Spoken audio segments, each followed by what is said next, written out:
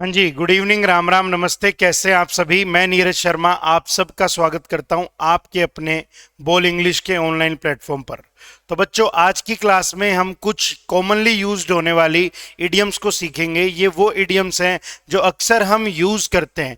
Basically क्या होता है, लोग आपके इर्द गिर्द जब इंग्लिश बोलते हैं तो आपको ये वर्ड्स, ये इडियम्स सुनने को मिलती है। आज हम उन्हीं को सीखने वाले हैं। और एक बात और बता देता हूं, most of the times you can find these idioms whenever you watch any movie or any web series in English। तो जब भी आप नेटिव्स को सुनते हो तो वो बहुत सारी ऐसी इडियम्स का यूज करते हैं जो हमें बुक्स में नहीं मिलती, लेकिन वो जब बोलते हैं तो उनसे यूज होती है। तो जरूरी है हम उनको सीखें ताकि जब हम लिसनिंग करें हमें वो बातें भी समझ में आए कि वो क्या मैसेज कन्वे करना चाह रहे हैं। तो आओ एक बार सीखते हैं जल्दी से, बिना क्लास को डिले किए जल्दी से हम क्लास स्टार्ट करते हैं हमारी।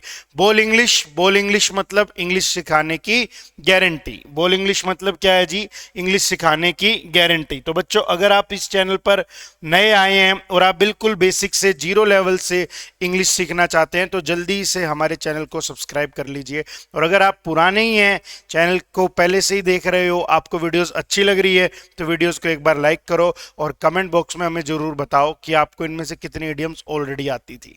आओ बच्चों सीखते हैं। देखो, पहला मीनिंग ये है कि जो इडियम्स है ना, जैसे हम हिंदी में यूज करते हैं ना कि वक्त ही जाने खुदा ही बताएगा, तो यार खुदा वास्तव में थोड़ी बता सकता है, वक्त ही जाने तो वास्तव में हम वक्त को थोड़ी देख सकते हैं। यानी हम हमारी लैंग्वेज को इंप्रेसिव बनाने के लिए ऐसी वर्डिंग्स, ऐसे फ्रेजेस का क्या करते हैं, यूज करते हैं। तो इनसे ना आपकी लैंग्वेज ब्यूटीफाई हो जाती है, आपकी लैंग्वेज अच्छी लगती है।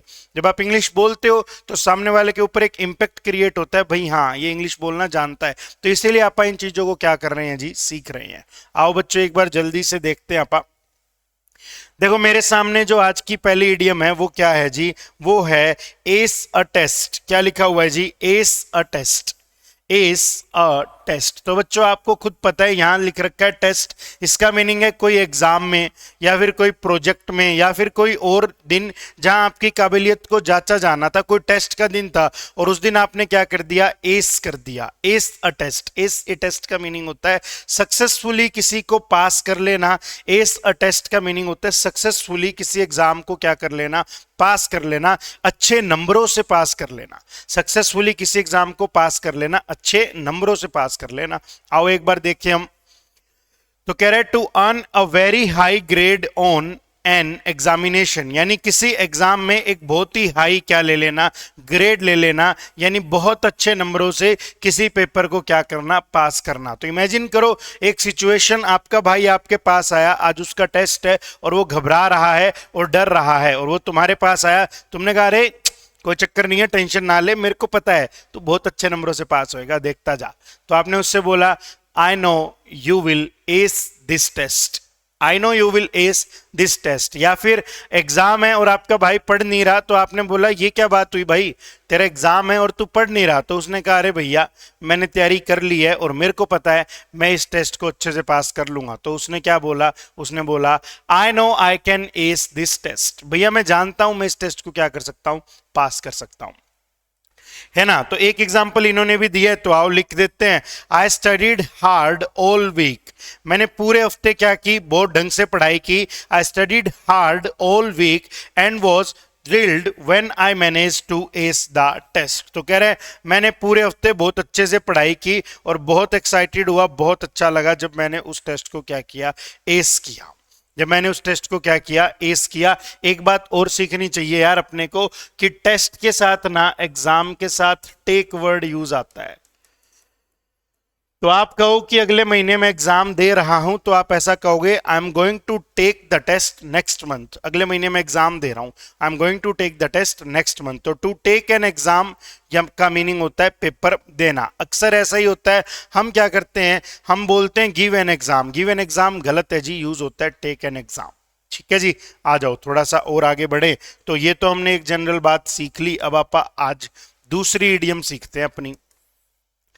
ये कह रहा है बच्चों हिट द बुक्स। ये क्या कह रहा है आपसे, ये कह रहा है हिट द बुक्स। इसका मीनिंग क्या है, हिट द बुक्स का मीनिंग क्या है? जा किताबों में टक्कर मार। अरे नहीं ना, हिट द बुक्स का मीनिंग होता है किसी चीज को बहुत गहराई से, बहुत डीपली क्या करना शुरू कर देना, बेसिकली पढ़ना शुरू कर देना। हिट द बुक्स का मीनिंग है कि जा अब बुक्स को और सीरियस तरीके से पढ़, यानी पढ़ तो तू पहले भी रहा है लेकिन अब तू क्या करे, उसको ढंग से पढ़।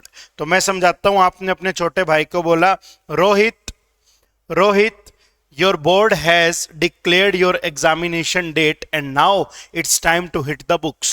रोहित, तुम्हारा जो बोर्ड है ना, जो सीबीएसई बोर्ड है, उसने पेपरों की डेट निकाल दी है। अब टाइम आ गया क्या करने का? हिट द बुक्स, यानी अब टाइम आ गया ढंग से क्या करने का, शिद्दत से पढ़ाई करने का। ठीक है, आ जाओ कोई और कॉन्टेक्स्ट से समझते हैं। मैं लिखता हूं, I know he will pass this exam as he has hit the books. मैं जानता हूं वो इस पेपर को पास कर लेगा क्योंकि उसने किताबों को क्या किया, ढंग से पढ़ना शुरू कर दिया है। आओ जल्दी से देखें। तो कह रहे to begin to study in a serious and determined way. तो कैसे पढ़ाई की शुरुआत कर दी? एक सीरियस वे में और एक डिटरमाइंड वे में, यानी निश्चय करके बैठ गया कि अब तो करना है। तो I have to hit the books this weekend, I have 2 exams next week. कह रहा है मेरे को ना किताबों को हिट करना पड़ेगा ढंग से इस वीकेंड पे, क्योंकि अगले उस पे मेरे अगले हफ्ते कुछ क्या है, 2 पेपर हैं, है ना जी। अगली जो 3rd नंबर की हमारी इडियम आ रही है वो क्या आ रही है? Hit the jackpot. वो इडियम क्या आ रही है जी? Hit the jackpot. और बहुत आसान है, बहुत सरल है बच्चों। हिट द जैकपॉट का मीनिंग होता है अचानक से क्या मिलना, कोई सक्सेस मिलना। जनरली अचानक से क्या करना, पैसा कमा लेना। हिट द जैकपॉट का मीनिंग यही होता है, अचानक से कोई सक्सेस मिलना, या फिर मैं कहूं अचानक से क्या कर लेना, पैसा कमा लेना। तो यूज किया हमने क्या, हिट द जैकपॉट। तो देखो क्या कहता है, have great or unexpected success especially in making a lot of money quickly। यानी ग्रेट सक्सेस है और ये कैसी है, अनएक्सपेक्टेड सक्सेस है। यानी कोई एक्सपेक्ट नहीं कर रहा था आपसे कि आप ये कर दोगे, लेकिन फिर भी आपने ये कर दिया और आपने क्या कर लिया, बहुत सारा पैसा बना लिया। आपने क्या कर लिया जी, बहुत सारा पैसा बना लिया। तो देखो क्या कह रहा है, कह रहा है के rolling hit the jackpot with her hugely successful Harry Potter series. इस बंदे का नाम ले रहा है, कह रहा है इसने जैकपॉट हिट किया और उसकी जो सक्सेसफुल रही क्या रही, हैरी पॉटर की सीरीज रही। तो आओ मैं एक और सेंटेंस लिखता हूं। मैं लिखता हूं, my uncle has hit the jackpot and now he has earned a lot of money।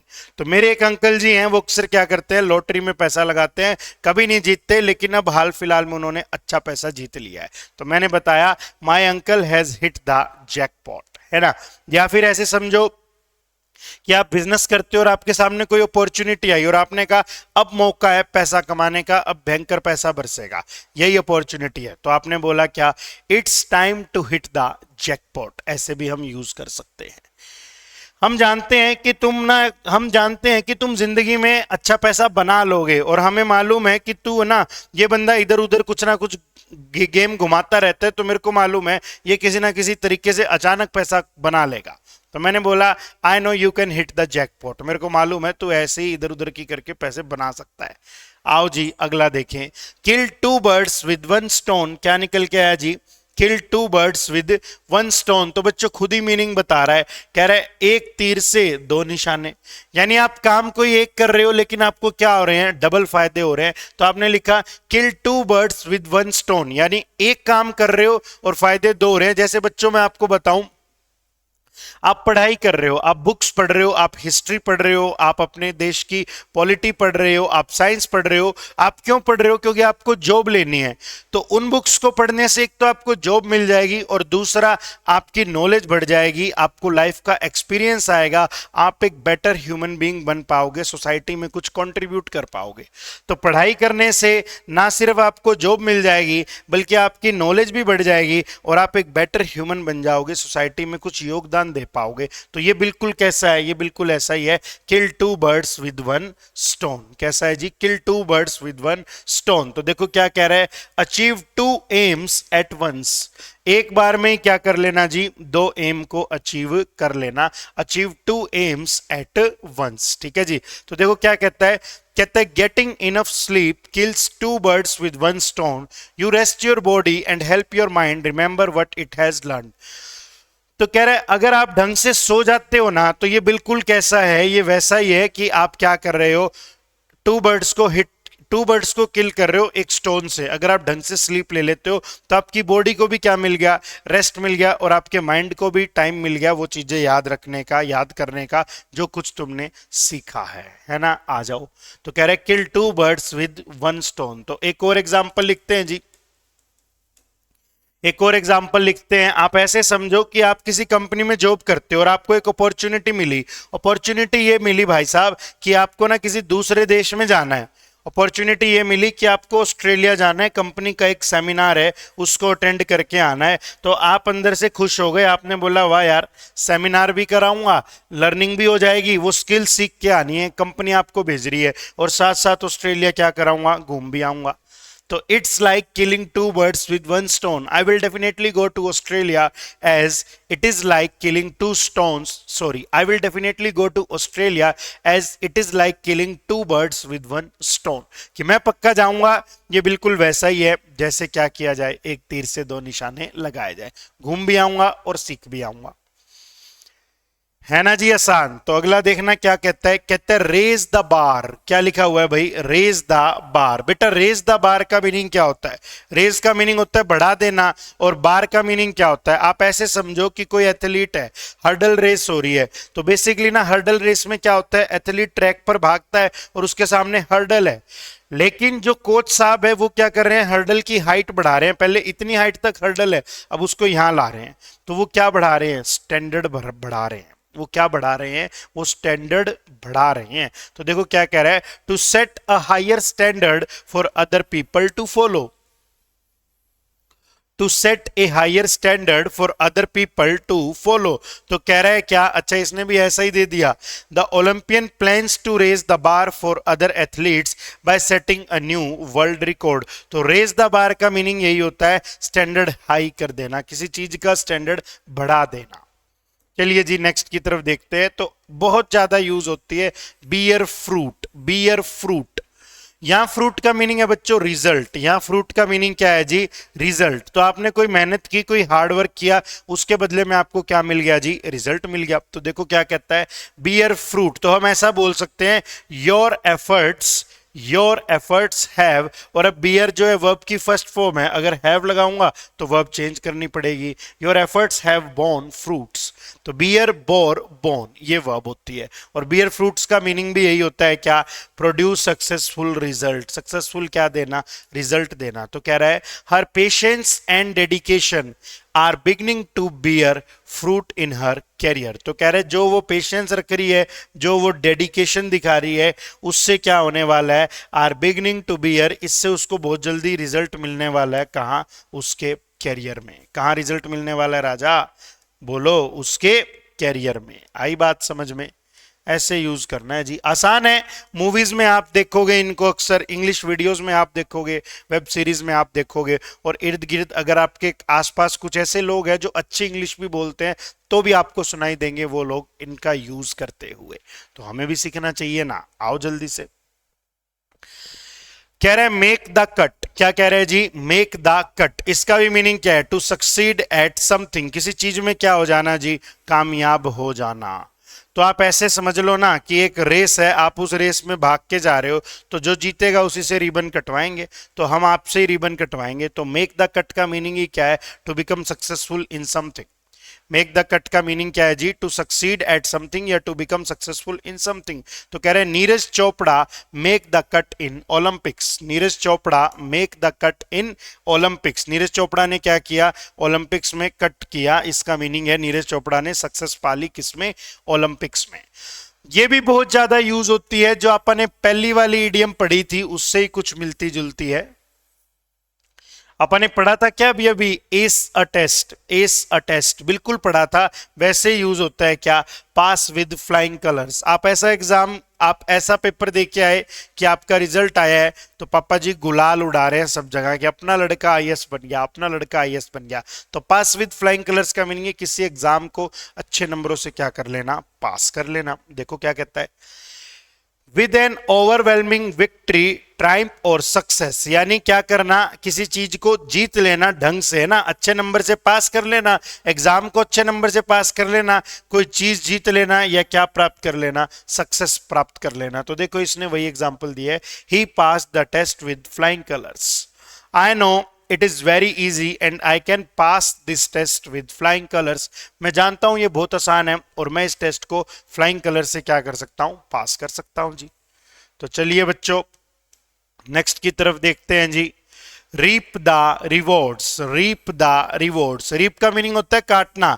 Hindi में कहावत होती है ना अक्सर, जो बोओगे वही काटोगे, तो वैसा ही हमने एक और इडियम बनाया है, क्या, रीप द रिवॉर्ड्स। तो रीप द रिवॉर्ड्स का मीनिंग क्या है, फायदा मिलना, टू रिसीव बेनिफिट्स और सक्सेस फ्रॉम योर एफर्ट्स, कि आपने क्या किया जी, प्रयास किया, उसके बदले में आपको क्या मिल गया है जी, फायदा मिल गया है। तो क्या बनाया हमने, रीप द रिवॉर्ड्स। आपने प्रयास किया, एफर्ट्स किए, उसके बदले में आपको क्या मिली, सक्सेस मिली।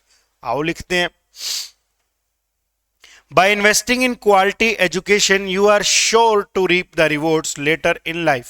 अगर आप क्वालिटी एजुकेशन में पैसा लगाओगे, यानी आप ढंग की पढ़ाई करोगे, तो कह रहे श्योर है कि आपको फ्यूचर में क्या मिलेंगे, reap the rewards later in life, कि बाद में लाइफ में आपको पक्का पक्का क्या मिलने वाले हैं, रिवॉर्ड मिलने वाले हैं। यानी अगर आप पढ़ाई पर पैसा लगाओगे तो पक्का पक्का आपको क्या मिलेगा, परिणाम भी मिलेगा। हाँ जी नेक्स्ट देखो बच्चों, क्लाइम द लेडर, क्या लिखा हुआ है जी, क्लाइम द लेडर। तो लेडर का क्या मीनिंग होता है, लेडर का मीनिंग होता है सीढ़ी, और क्लाइम का मीनिंग चढ़ना। अब आप मानो ना कि आप फर्श पे खड़े हैं और आप सीढ़ी चढ़ जाए, तो हमारी थोड़ी सी हाइट बढ़ गई, तो हमारा थोड़ा सा लेवल बढ़ गया, हमारा थोड़ा सा कद बढ़ गया, तो वही मीनिंग जनरेट कर रहा है। कह रहा है टू प्रोग्रेस और एडवांस थ्रू रैंक्स और लेवल्स ऑफ सक्सेस। तो क्लाइम द लेडर का मीनिंग यही होता है, क्या, प्रोग्रेस कर लेना, लेवल्स ऑफ सक्सेस मिलना। क्लाइम द लेडर का मीनिंग ही क्या होता है, प्रोग्रेस करना, लेवल्स ऑफ सक्सेस मिलना। देखो एग्जांपल में क्या कहता है, कहता है she climbed the ladder from junior developer to the project manager in just 3 years, कि वो जस्ट 3 years में, सिर्फ 3 सालों में एक जूनियर डेवलपर से कहां आ गई, कहां पहुंच गई, एक प्रोजेक्ट मैनेजर बन गई। तो एक ये इडियम है क्या, क्लाइम द लेडर। तो बच्चों क्लाइम द लेडर का मीनिंग क्या होता है, प्रोग्रेस करना, तरक्की करना। तो आई बात समझ में, कुछ हमने बेसिक बेसिक सिंपल सिंपल आसान आसान इडियम्स हैं जो आपके साथ डिस्कस किए। ये वो इडियम्स हैं जो अक्सर आपको देखने को मिलेगी, सुनने को मिलेगी मूवीज में, वेब सीरीज में, जब आप इंग्लिश में देखोगे। तो बच्चों मुझे उम्मीद है कि आज की क्लास आपको अच्छी लगी है। अगर आपको क्लास अच्छी लगी है तो प्लीज़ एक बार लाइक जरूर करना। आपके लाइक से बड़ी मोटिवेशन मिलती है, हमें भी मेहनत करने की प्रेरणा जरूर मिलती है आपके लाइक और कमेंट से। तो अगर आप चैनल पर न्यू आए हैं तो हमारी वीडियो को लाइक करो और चैनल को क्या करो, सब्सक्राइब करो। और अगर आप पुराने यूज़र हो हमारे चैनल के, आपको अच्छा लग रहा है कंटेंट, तो इस चैनल को अपने यार दोस्तों के साथ क्या करो, शेयर भी करो। हम मिलेंगे फिर किसी नेक्स्ट क्लास में, किसी नेक्स्ट सेशन के साथ। Thank you so much.